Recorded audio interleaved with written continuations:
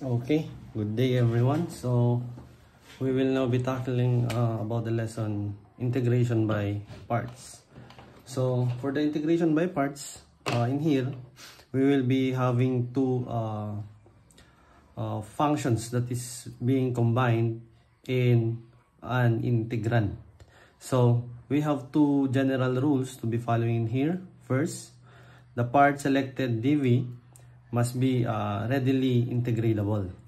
And the second one is integral of v du must not be more complex than the integral of u dv. So what are those dv and u dv that we are talking about? So those terms are came from this formula or the general formula for the integration by parts. The next, in choosing those variables, the dv, uv and the vdu, we have the priority in choosing the value of ru. So first, it must be logarithmic.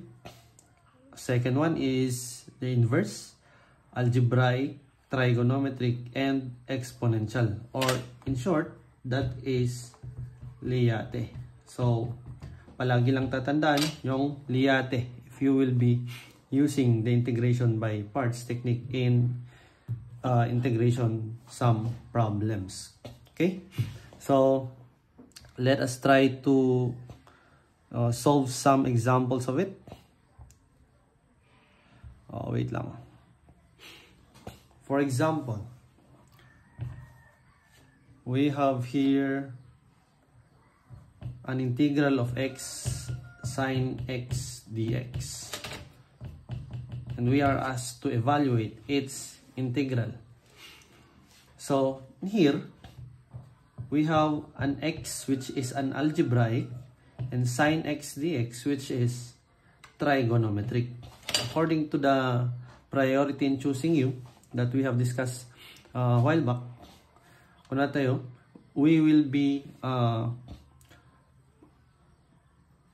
using the Liate in choosing the value of ru. So that means that we will be setting the value of ru which is more priority.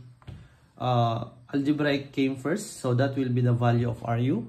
So that is x, and the dv will be equal to sine x dx kasi trigonometric siya. Okay, so with that, we will be getting the derivative of u which is du, and the derivative of x which is dx. On the other hand, we will be integrating dv so that we can get the value of rv, and integral of sine x dx is just equals to negative cosine x plus c. But for now, we will just remove the plus c for the meantime. The next, since we have these values already, the u, du, and v, we can now substitute it in the general formula that we discussed a while back. So that is uv less integral of v du. So u is just x, v is just negative cosine of x, less the integral of v which is negative cosine of x, then du just dx. So simplifying it, this now becomes negative x cosine x, then this one becomes positive integral of cosine x dx, wherein the integral of cosine x is just sine x dx. So our answer now becomes negative x cosine x plus sine x plus c, which will be serving as our final answer. Okay?